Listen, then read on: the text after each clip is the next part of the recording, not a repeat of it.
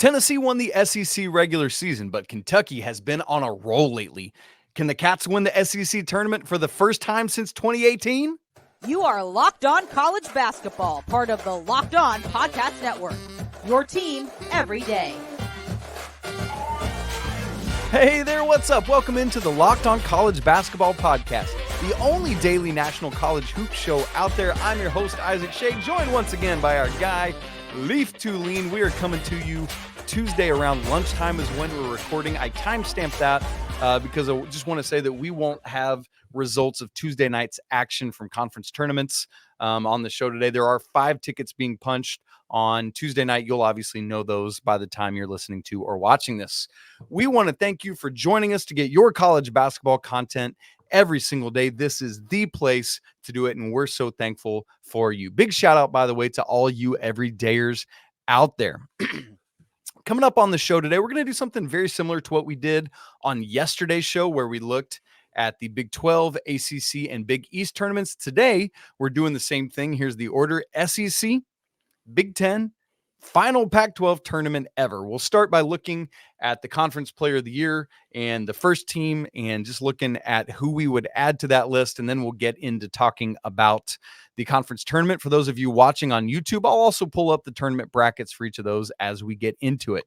Leaf, let's not waste any more time. Let's get right into the SEC, where the conference player, in my opinion, was a no-doubter, Dalton Knecht of Tennessee. He was joined on the first team by 7 other people.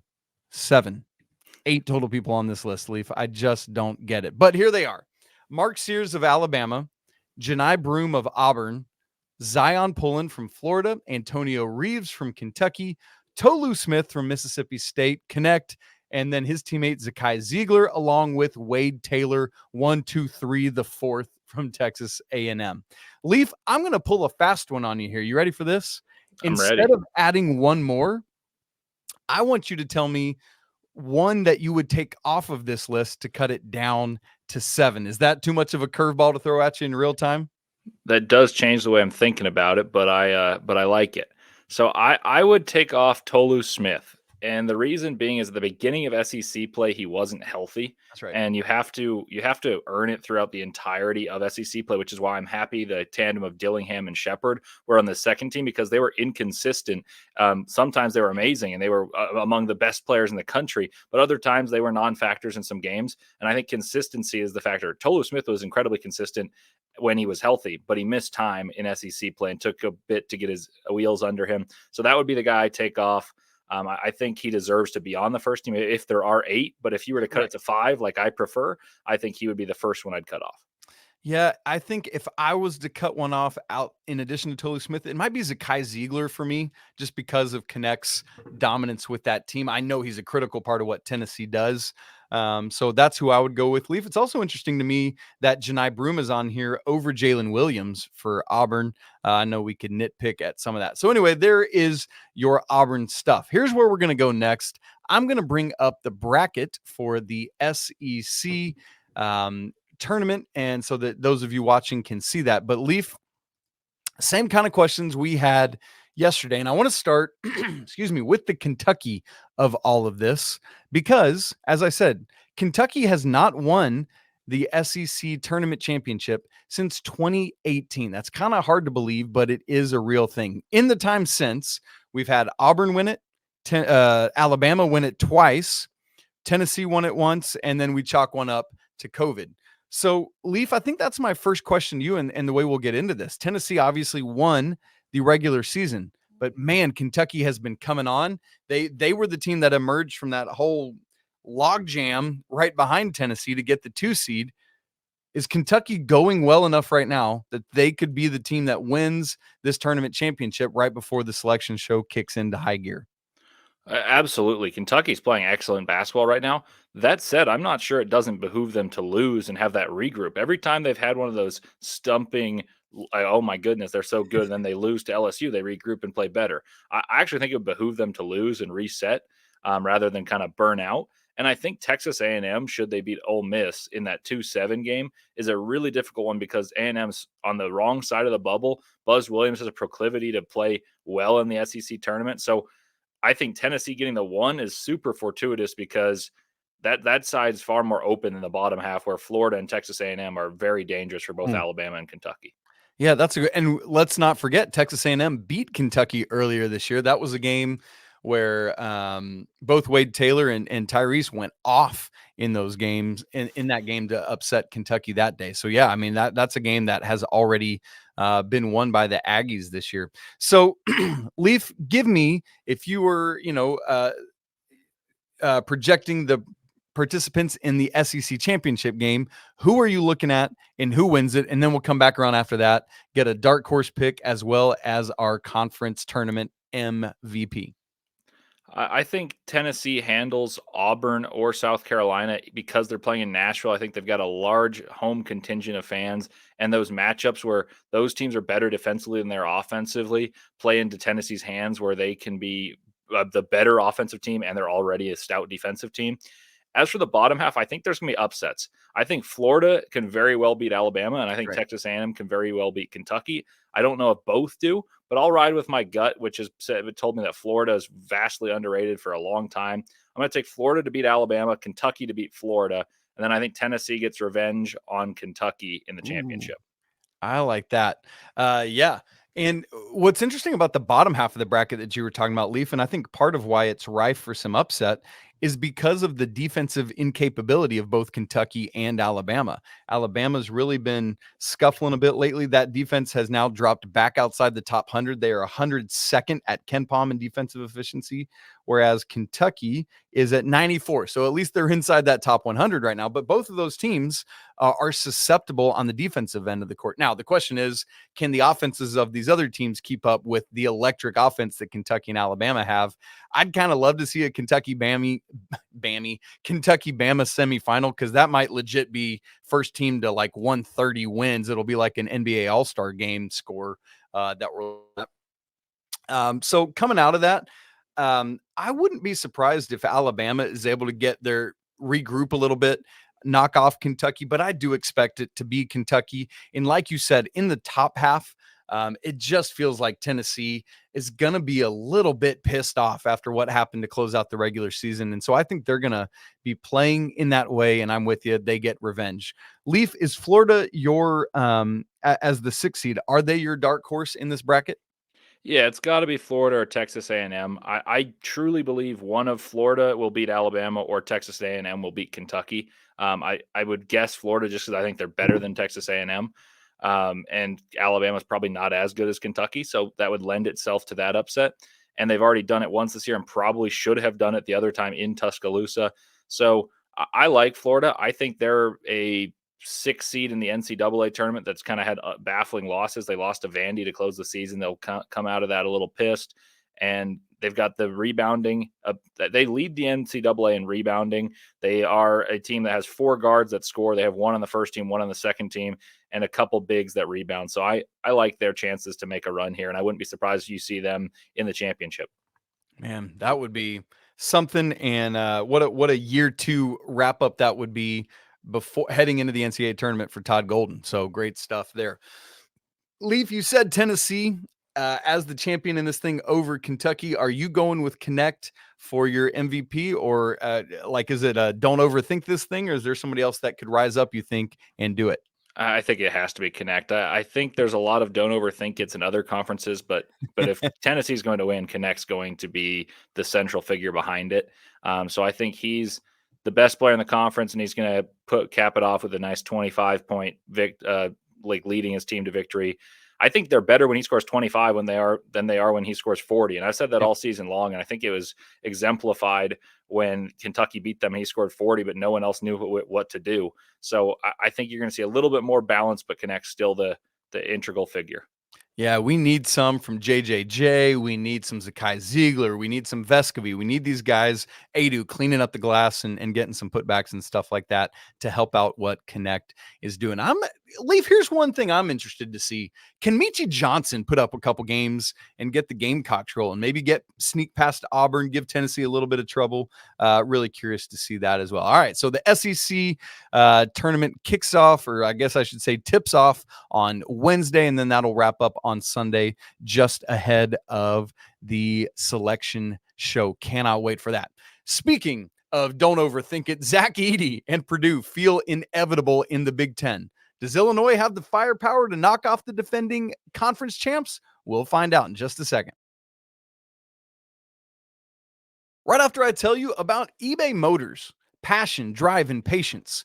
What brings home the winning trophy is also what keeps your ride or die alive. eBay Motors has everything you need to maintain your vehicle and level it up to peak performance. From superchargers to roof racks, exhaust kits to LED headlights, and more. Whether you're into speed or power or style, eBay Motors has got you covered. They've got over 122 million parts for your number one ride or die. And with that, you're always going to find exactly what you're looking for. And with the eBay Guaranteed Fit, your part is guaranteed to fit your ride every time or your money back. Because with eBay Motors, you're burning rubber, not cash. With all the parts you need at the prices you want, it's easy to turn your car into the MVP and bring home that win. So keep your ride or die alive at ebaymotors.com. Eligible items only. Exclusions apply. eBay Guaranteed Fit only available to U.S. customers.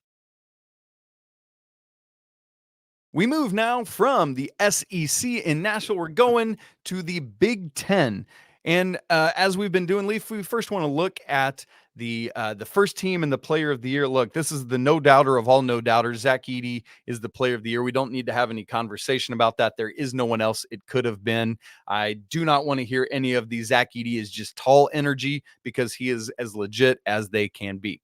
So, Leaf, joining him on the Big Ten first team are excuse me, 5 other players. The Big Ten actually puts out a coaches postseason awards reveal, as well as a media postseason awards. So combining those two teams, we get 6 players on the first team. So it's Zach Edey, along with Terrence Shannon Jr. and Marcus Domask, both from Illinois. Zach Edey's own teammate and point guard, who's had quite the come up this year, Braden Smith, Boo Buie from Northwestern, and then Maryland's Jahmir Young. 4 of those guys were on both teams. Marcus Domask was only on the coaches team, not on the media vote. And the opposite is true for Jahmir Young, who was first team on the media vote, but not the coaches. Leaf, issue with any of that, or our normal question, if you could add one more player to this first team, who would it be? I don't have an issue with any of them. I think the one with Damask is the better list because he was excellent, especially when Terrence Shannon was out. Yeah. If I were to add one player, it would be Tyson Walker, because if you took Tyson Walker off of Michigan State, I don't know where they'd be. He's, for the past 2 years, kept them afloat and scored at an excellent level. He struggled with some injuries this year, but he fought through in every single game. So he's the clear next guy for me. Yeah, I love that. I'm right with you. Yeah, I mean, it is what is the media doing not having Marcus Domask on that first team, Leaf? I think that's my biggest gripe with this. Not even somebody that was snubbed. So that is, and especially because it's Jahmir Young that's chosen over him. It's just that is a miss. Now, let's go to the Big Ten tournament, which tips off today, Wednesday, and it'll run similar to the SEC all the way up through Sunday. This is in Minneapolis this year. Leaf is where we're looking at.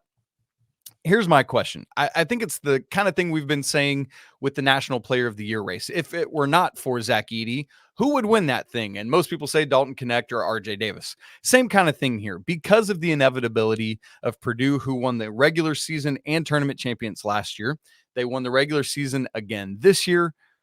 I think we both think it's probably Purdue. But my question is, if not, does Illinois have the firepower to knock them off? I think Illinois does have the firepower to knock them off. They had a very good chance to do so in Champaign. Illinois was up for a large portion of that game, had a lead late, and then Braden Smith and Fletcher Loyer really put on a show late, which is something Purdue has actually struggled in the closest of games. They haven't been able to score with their guards, and I was really impressed with that.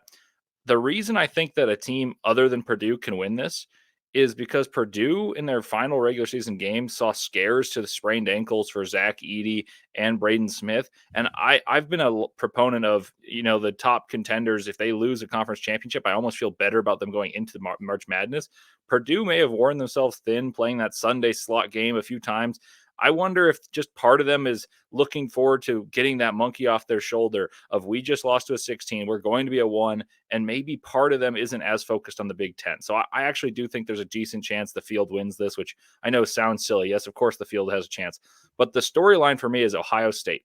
Can Ohio State backdoor their way into the NCAA bracketology? Because they were terrible to start the year. Since Diebler's taken over, they've been very good. And I see a path in which they can beat a team that's on the bubble, Iowa, and then they play Illinois. I think they could beat Illinois. And if they beat Illinois, I think they're in, and no one's talking about it. So that's my biggest storyline. I don't think I have them cutting down the nets, but that's the storyline for me, and that's the dark horse. Leaf, that is the dark horse of all the dark horses of our conversations about conference tournaments so far. I love your thought on Purdue there. By the way, if they want to keep following Virginia's path from losing to a 16 to national champion, Virginia in 2019 lost in the ACC semifinals. Florida State. To Florida State. So that's what Purdue needs to do. They need to make it to Saturday and then lose to like Northwestern or Wisconsin if they can figure their lives out. So that's what Zach Edey and crew need to do. Leaf, yeah, that makes a ton of sense. For me, the issue with Illinois is, yes, they have the firepower. It's similar to what we said about Alabama and Kentucky. The defense is not strong enough from the Illini to get enough stops for Purdue or whomever it would be for me, quite frankly. So for Purdue's sake, almost, I would love to see them lose, just similar to what you're saying. If I was bringing somebody else other than Purdue into that championship, I just wonder if Wisconsin's able to recapture anything. I know they got to go on because of being the 5 seed, they got to start play. They get a single bye instead of a double bye. But something was there earlier this year. Can they recapture that? Can they find it? Can AJ Storr just go off and have a week or something like that? Get by Northwestern, get by a perhaps apathetic, perhaps a trying to heal and lick their wounds a little bit Purdue team, and make it to that championship game. I could see that as a possibility. On the bottom side, Indiana's been playing a little bit better lately. They knocked off Michigan State to wrap the regular season. Could they come from that 6th seed and make a little bit of a run, get past Nebraska and maybe Illinois as well? Ultimately, I expect to see Illinois, and I'm going to go with Wisconsin and Illinois in that championship game, with Illinois being the team to cut down the Big Ten nets. Leaf, we said Dalton Knecht was the no-brainer MVP of the SEC. But if we perhaps don't have Purdue getting all the way there, who would be your tournament MVP for the Big Ten? Yeah, I think it depends on. I think Northwestern's the team that if anyone can beat Purdue, it's going to be Northwestern. And that would be Boo Buie, obviously, if he were to win it. But I don't think if you beat Purdue that Northwestern's like shoe-in to win. They have the best matchup with Purdue of anyone in the conference, but they're not better than Illinois or Iowa State Ohio State, whoever I think. So long story short, I think the winner of Illinois and Ohio State, should they play, is going to win this. So I'll go with Marcus Domask cutting down the nets. Man, you stole it right out from under me, Leaf. I was going to go Marcus Domask as well. So because of that, I'll just go Terrence Shannon Jr. How about that is what we'll say, which is like kind of a no-brainer. It's going to be one of those guys if Illinois is the team cutting down the nets. But I would love for a Boo Buie moment to happen, by the way, since you're speaking that into existence a little bit. We saw them beat Purdue earlier this year at Northwestern, and so maybe that could happen again. And then Boo just has kind of his Marquise Noel moment, as we saw last year. Something about these teams in purple, I guess, Leaf. So we've talked SEC, we've talked Big Ten. Now we get to the final Pac-12 tournament. Who will forever be the answer to the trivia question? Who won the final Pac-12 men's basketball tournament? We're going to see if we can figure that out in just a second. Right after I tell you this episode is brought to you by FanDuel. Get buckets with your first bet on FanDuel, America's #1 sportsbook, because right now, new customers get $200 in bonus bets with any winning $5 bet. That's $200 if your bet wins. Bet on all your favorite NBA players and teams with quick bets or live same-game parlays, exclusive props, and more. How about that SEC tournament and its odds? Tennessee as favored at +175. Auburn's right behind them as the second leading favorite at +240. Then comes Kentucky +400, and Alabama rounds out that top four at +500. 100. If you want to get in on that SEC tournament action or the Big Ten or the Pac-12 or any of the other stuff, go visit FanDuel.com/locked-on and shoot your shot. FanDuel, official sportsbook partner of the NBA. Well, we saved the Pac-12 for last because it comes to an end, and so it's going to end our show today. Leaf, as we expected, Caleb Love on Tuesday was named the Conference Player of the Year. How wild that he and RJ Davis separate, go their different way. Well, I guess RJ stayed put. Caleb Love went out to the desert, and both of them wind up being their conference's respective Player of the Year. Pretty neat stuff there. Leaf, did you have any issue with Love as the Player of the Year? Anybody else you would have put in that slot? I don't have an issue with it, but I do think he was kind of that shoo-in of, oh, he's the top scorer on the team that won it. I don't know if I would. I think he's more integral to his team than even Pelle Larsson or maybe Miles Rice, someone who brought a Wazoo team that no one picked to do well up into the upper echelon and actually swept Arizona. So I don't have an issue, but I don't adore it. But boy, I bet you just about anything that the committee's going to have Arizona and North Carolina on the same side. So that could be interesting.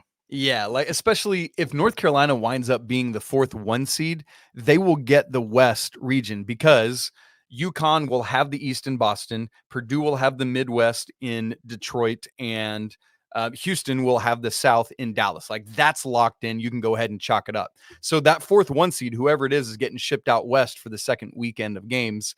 And if it's North Carolina as the 1, you can bet your bottom dollar Arizona is going to be the 2 in that bracket. That's going to be a wild thing. Would love to see that matchup in the Elite 8. But Leaf, here is our annual come on Pac-12. Honestly, this is why the Pac-12 is dissolved, because every year they show up with their 10-person first team all Pac-12. And then they have a 5-person second team. Why can't we just divide this into 3 teams of 5 people? It's infuriating to me, but here we go. Leaf, I'm going to ask it the same way we did with our SEC. Who would you remove from this team? And here they are. Here's the 10. Let me give them, in alphabetical order. Umar Ballo from Arizona, joining his teammate Caleb Love. Adem Bona from UCLA. Keon Brooks from Washington. Brandon Carlson, the big man from Utah. And Fale Dante from Oregon. Isaac Jones and Miles Rice from Wazoo. And KJ Simpson from Colorado. And rounding it out is Jalen Tyson from Cal, who's about to head off to the ACC.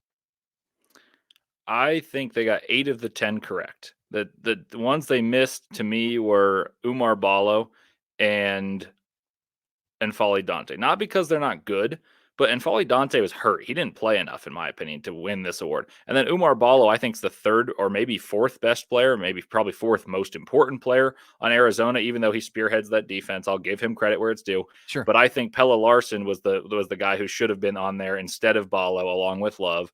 And then I think you can make an argument for Tristan Da Silva or Jordan Pope well ahead of Fale Dante. So I think Pope was the guy who was snubbed. If you were to ask the opposite of which player was the most snubbed, I think it was Jordan Pope. He was on a terrible Oregon State team, but he's the only reason they were at all relevant. And they came up big. They beat Utah in a game that really mattered, and Jordan Pope was spectacular. So I think he was snubbed just being on a bad team, and those 2 got favorable vote gets, which I think were erroneous.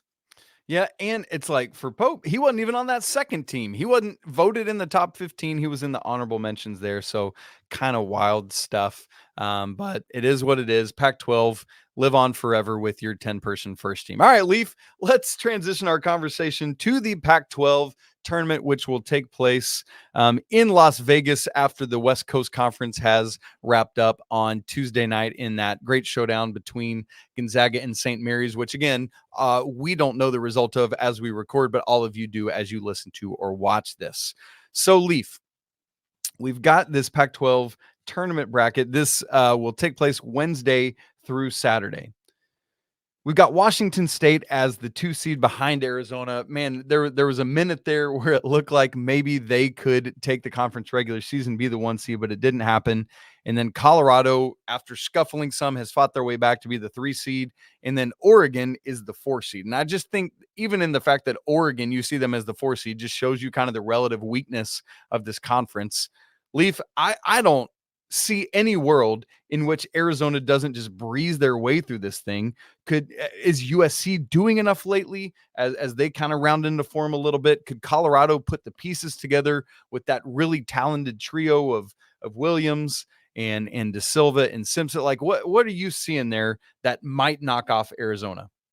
Well, USC beat Arizona, and I actually think it's the worst thing that could have happened for the Pac-12 in terms of getting another team to win. Is that Arizona's now been stung by the proverbial bee, and now they're going to wake up angry. So they're going to, I think they're going to beat USC or Washington. Oregon and UCLA, and on paper have the pieces to be talented enough to battle with Arizona, but they're just not very good this year. So I don't see anyone stopping Arizona from getting the championship. The bottom side's interesting because I think Washington State's going to beat Stanford or Cal. And then Utah, if they were to beat Arizona State, which they've lost both of the games they've played against them this year. Weird. Yeah. And Colorado, that's a bubble game, but I don't think Utah's got the pieces to win, to get in, to be frank, unless they win the whole thing because of their end of the year was bad. So I think Colorado is the team that's going to come out with the most on the line. Is they're a true bubble team. They have a bye. They play the winner of Utah and Arizona State. Should they win that? I think Washington State and Colorado is a true toss-up, but I just don't think either Colorado or Washington State is going to beat Arizona. So I do think it's going to be Arizona. I'm rooting for Colorado. Well, obviously, I'm rooting for Stanford. I'm rooting for Stanford. I'm not going to deny that, but I don't see them doing much. So I'm rooting for Colorado to break through. I think they have the best chance, but I think it's Arizona. Yeah, I would go the same way with Colorado. I think from a talent standpoint, and I mean, Cody Williams is climbing draft boards rapidly, and so going to be really interesting to see what the Buffs can do there under Tad Boyle. But yeah, I'm with you. I think perhaps the more interesting conversation is who from Arizona winds up as the final Pac-12 tournament MVP. Because as you said earlier, Caleb Love is the one that gets all the accolades for scoring, but we know he has a proclivity towards inefficiency at times. Umar Ballo makes them go in a lot of ways, but it's Pella Larson that does a lot. Can Boswell maybe figure a few things out and get going? So, Leaf, that's the more interesting question for me. Assuming Arizona wins, who's the MVP? I think it'll be Love, but I'll go with Pella Larson just because I think if Arizona is going to actually make a run, it's going to be he and Kashad Johnson that anchor that run, that they're going to be the people who push Arizona to new heights, as opposed to being a high seed that's flamed out early. They have that kind of that dirty work intangible vibe about their game, as opposed to the glitz and glam of scoring and assists that maybe Boswell and Love have. Boswell may be the key player. If he plays badly, Arizona loses. If he scores over 10 points, they're hard to beat. But I think those two players bring it. They're the lunch pail, bring it every day to work type of guys. And I think one of them should get recognized for what Arizona hopes to actually achieve in the NCAA tournament. Man, going to be really interesting to see there. But I agree with you. For Arizona to have the consistency that they need, because Love doesn't always do that, it's probably going to have to be somebody else boo-booing what Caleb Love does as well for Tommy Lloyd. And really, in the same way you were talking about wanting to see Colorado do well, I would love to see Arizona kind of get rid of that. Hey, we're having great regular seasons, but Tommy Lloyd's not doing anything in the NCAA tournament, at least, because they've won each of the Pac-12 tournaments in his first 2 years. So we expect to see that, but would love to see them have some NCAA tournament success as well. Leaf, we've got 3 tickets that are going to be punched tonight, Wednesday. That's the Southland Conference, 5:00 Eastern on ESPN2. Patriot League, 7:00 on CBS Sports, and the Big Sky, a late one, 11:30 Eastern on ESPN2. So 3 tickets punched there. And then we've got actually a little bit of a lull. Thursday, there are no championship games. Friday, there are no championship games, but then buckle up on Saturday because that's the biggest day of all. So enjoy these 3 tickets punched tonight because it's the last day of it this week. Leaf, been a great show, been great to be together and preview all 6 of these. I know we haven't gotten to the Mountain West. Maybe we can have some of that conversation on Thursday's show because that conference too is going to be absolutely wacky. It, to me, perhaps has the most volatility for potential champions to come out of it. So we should definitely talk about that one. Folks, if you haven't already subscribed to our show on YouTube and audio, please do so. It's so easy to just hit that subscribe button. And while you're doing that on YouTube, by the way, smash the like button to let us know you are here. If you're not part of the Locked On College Basketball Discord community, you are missing out, and you need to come join us there as we talk college basketball all the time, 24/7. The link for that's in the show notes. It's free to join, super easy to do. As always, we want to say apologies to the Lawyer family. Let's go Wildcats, and until tomorrow when we talk again. Peace.